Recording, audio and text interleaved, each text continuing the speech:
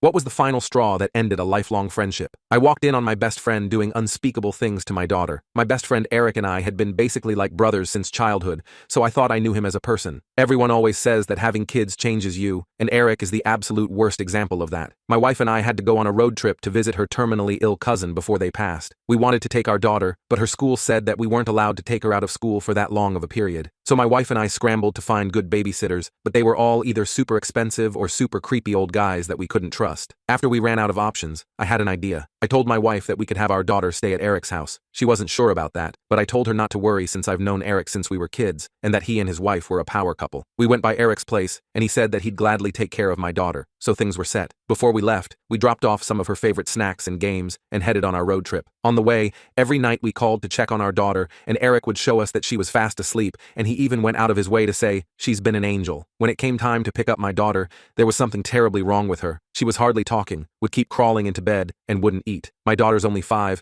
and she was showing signs that someone with depression would have. My wife was so worried, and kept threatening to storm to Eric's house and find out what he did to her. I stupidly kept reassuring her that Eric wouldn't have done anything, and that our daughter was just probably homesick. While she wasn't homesick, she was certainly sick because she ended up vomiting everywhere. As my wife and I started cleaning it up, we smelled vodka. The entire pile of vomit reeked of vodka. I don't know how we didn't smell it from her mouth. We asked her where she got that special drink from, and she told me that Uncle Eric approved of it. I couldn't believe it. My best friend got my 6-year-old drunk. She said that every day since she wouldn't sleep, he gave her special drink to make her sleep, that he ate her snacks, and made her clean the dishes. I was sick to my stomach. I asked her if Uncle Eric's wife also made her do those things, and she said, "What wife?" I stormed over to Eric's house and wailed on him mercilessly, for lying about his wife, for taking advantage of my daughter, and for making me think I could trust him. The cops were called and I was arrested, but Eric didn't press charges because he knew he was wrong. He turned himself in, but my daughter is now at high risk for brain damage.